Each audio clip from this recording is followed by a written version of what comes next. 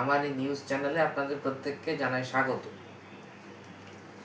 গতকাল শপথ গ্রহণ অনুষ্ঠান হলো ব্রিগেডের ঐতিহাসিক ময়দানে। তার আগেই সকালবেলা প্রাতঃভ্রমণে বেরিয়েছিলেন দিলীপ ঘোষ, যাকে আমরা পূর্ণমন্ত্রী হিসাবে দেখলাম শপথ গ্রহণ অনুষ্ঠানে। তিনি কি বলেছেন আমরা দেখি, আসুন। রাজনীতি এমন ক্ষেত্র যেখানে অপার সম্ভাবনা আছে, আর বহুত লোক ধারণার দ্বারা রাজনীতি সম্বন্ধে লেখালেখি করে নেয়। ইতিমধ্যেই সোশ্যাল মিডিয়াতে রটে গেছে যে তিনি নাকি পঞ্চায়েত মন্ত্রী হতে পারেন।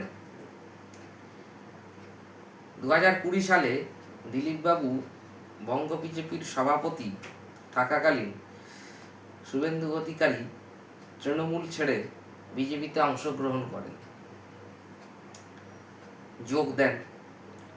তার ফলে বিজেপি দলের অভ্যন্তরে দিলীপবাবুর গুরুত্ব কমে যায়।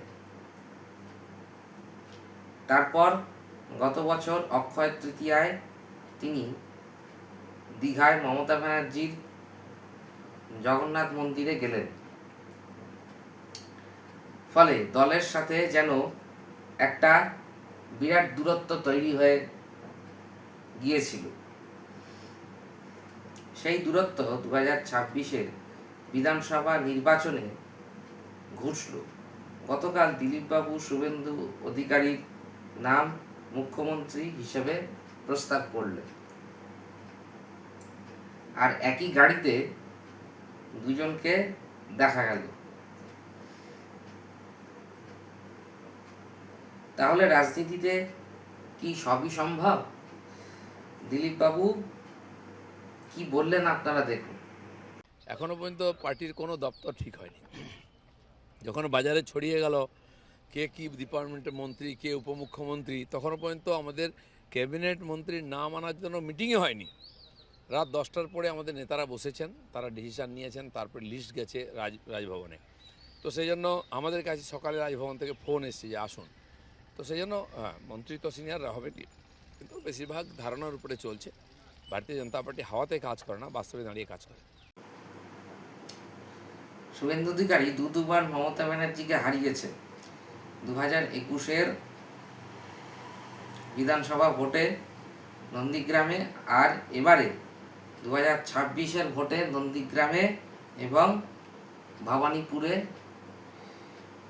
একসঙ্গে, দুটি কেন্দ্রেই। মানুষ বলছে সত্যি শুভেন্দুবাবুর দম আছে। দিলীপবাবু কি বলছেন? হ্যাঁ, দম আছে, সেই জন্য তো পার্টি তাকে সামনে রেখেছে, তাকে নেতৃত্ব দিয়েছে, অভিজ্ঞতা আছে। ইয়াং ম্যান, অনেক বছর কাজ করবে সেই আশা রেখে, মানুষের স্বপ্ন সফল করবে। পুরো পার্টি, সমস্ত এমএলএ কার্যকর্তারাও তার সঙ্গে আছে। আমরা জানি মেদিনীপুরের মাটি বিজেপির একেবারে শক্ত ঘাঁটি। পূর্ব মেদিনীপুরে শুভেন্দুবাবু আর পশ্চিম মেদিনীপুরে দিলীপবাবু। আমরা জানি খড়গপুর সদর থেকে দিলীপবাবু 2026-এ বিধানসভা ভোটে দাঁড়িয়েছিলেন।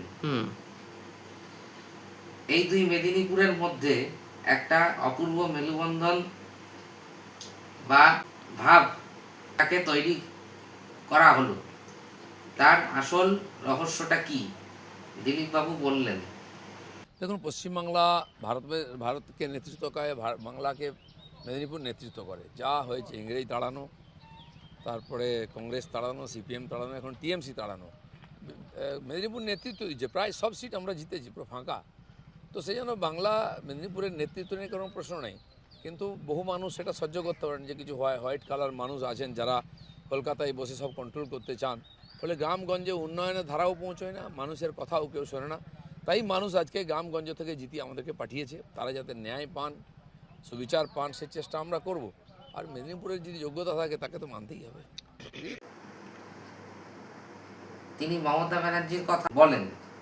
তাকে ব্রিগেডের শপথ গ্রহণ অনুষ্ঠানে আমন্ত্রণ জানালেও আমরা সবাই জানতাম তিনি আসবেন না। এ ব্যাপারে দিলীপবাবু কি বললেন শুনুন। উনি তো নিজেকে এখনও মুখ্যমন্ত্রী মনে করছেন, তো তিনি আসবেন কী করে একজন মুখ্যমন্ত্রীর সামনে? এটা কাটছি পরম্পরা। পরাজিত পার্টির নেতা মুখ্যমন্ত্রীকে সব জায়গায় আমন্ত্রণ করা হয়, বিজেপি সেই প্রথা মেনে কাজ করছে। যাই হোক, আমরা জানি দিলীপ ঘোষ প্রতিদিনই ইকো পার্কে আসেন প্রাতঃভ্রমণে, বিশেষ করে কলকাতায় থাকলে তো বটেই। বিজেপি দলে তার সম্মানীয় প্রত্যাবর্তনে মানুষ নিশ্চয়ই খুশি। আপনারা বলবেন আপনাদের মতামত। এবার বলি রিঙ্কু ঘোষের কথা। তিনি কি বললেন? শুভেন্দুবাবু রিঙ্কু ঘোষের হাতে হাত রেখে কি বলেছেন? তিনি লেডি মিনিস্টার না ম্যাডাম মিনিস্টার?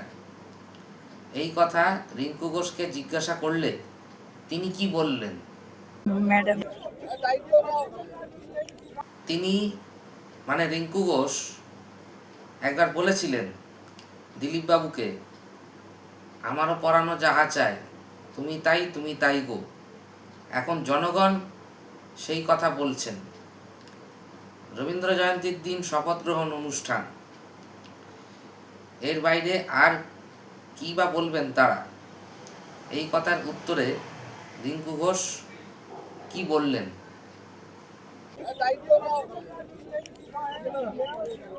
ঠিকই আছেন, উনি জনগণের অনুভূতিটাকে অনুভব করে সেটাকে রূপান্তরিত করবে তার কাজের মধ্যে দিয়ে। রিঙ্কু ঘোষ কি বলে দিলীপ ঘোষকে শুভেচ্ছা জানালো? রিঙ্কু ঘোষ বললেন, শুভেচ্ছা কি থাকবে, জানতাম সে ডিজার্ভিং আছে, নিশ্চয়ই ভালো কিছুই হবে। ধর্মিনী মানে তো সহকর্মিনীও বটে। অনেক বিতর্কের মধ্যে দিয়ে বিগত একটা বছর তার কেটে গেছে। তার মধ্যে তার নিজের অপ্রত্যাশিতভাবে পুত্রবিয়োগ হয়েছে। তিনি দুঃখ পেয়েছেন। এত টানাপোড়েনের মধ্যে থেকে তার অনুভূতি কি হয়েছিল বা এই সময়টা তিনি কিভাবে কাটান, তাকে জিজ্ঞাসা করা হলে তিনি বলেন, হ্যাঁ, অনেক দুঃখ তো পেয়েছিলাম বিগত একটা বছরে, সত্যি অনেক স্যাড থাকতাম। সোশ্যাল মিডিয়া কমেন্ট দেখতাম, পোস্ট দেখতাম, তো স্যাড থাকতাম যে আমি আমার কোথায় দোষটা বুঝতে পারতাম না। মানুষ ব্লেম করতো, তো নানা মানুষের নানা মত। আস্তে আস্তে এগুলোতে হ্যাবিচুয়েটেড হয়ে গেছিলাম। ঠিক আছে, সময় বলে দেবে, টাইম উইল সে এভরিথিং। তো বেস্ট, যখন ঝড় আসে না তখন মাথা নিচু করে চুপটি করে থাকতে হয়। আস্তে আস্তে এখন আজকে একটা বছরের মধ্যে সবকিছু ক্লিয়ার হয়ে গেছে। দিলীপ বাবু তো ইলিশ মাছ খেতে ভালোবাসেন। রিঙ্কু ঘোষকে সেই কথা জিজ্ঞেস করলে তিনি বলেন, হ্যাঁ, ইলিশ মাছ হচ্ছে দুদিন ধরে।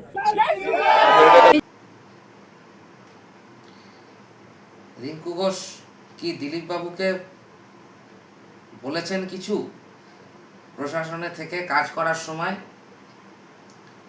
এগুলো করো বা আরও কিছু? তখন তিনি আরও বলেন খড়গপুরে অত্যন্ত জলের ক্রাইসিসের কথা। আপনারা শুনুন। এই যেটা এখন মানে ফার্স্ট আমার ওনাকে বলা হয়নি, খড়গপুরে না খুব জলের ক্রাইসিস আছে। তো আমি আজকে যেতে পারবো না, আজকে ওখানে বিজয় মিছিল হবে। তো আমি নেক্সট যাব, ওখানে আমি টিউবওয়েল হোক বা যেটা কি বলে সরকারি, যেটা পৌরসভার থেকে অনেকে জলের কানেকশানের আমি কানেকশান করিয়ে দেবো। এটা আমি ভেবেছি, এটা আমি স্টার্ট করবো গিয়ে সরকারিভাবে। যবে কি হবে না হবে জানি না, মানে এই ফিনান্সিয়াল ইয়ারে তো কিছু না কিছু তো আসবে, তবে ফান্ড আসবে, কি হবে না হবে তো জানি না। আমরা কাজ স্টার্ট করে দেবো, অন্তত অ্যাটলিস্ট 200টা বাড়ি শর্ট লিস্ট করে ইমিডিয়েটলি স্টার্ট করে দেবো। যাবো আমি খড়গপুরে গিয়ে, আমি ওখানে ভেন্ডারদের সাথে আগে আমি ওয়ার্কআউট করে নিচ্ছি অনলাইনে থ্রু, ওখানে লোকাল ভেন্ডার্স কারা আছে, তো ইমপ্লিমেন্টেশনসটা স্টার্ট করে দেবো। আমি যাব এক সপ্তাহ কি 3 দিন থাকবো, তার মধ্যে ওখানে কিছু বাড়ি কাজ স্টার্ট করে দিয়ে চলে আসবো, তারপর বাকি লোকাল ছেলেমেয়েরা ওখানে যারা আছে তারা দেখে নেবে।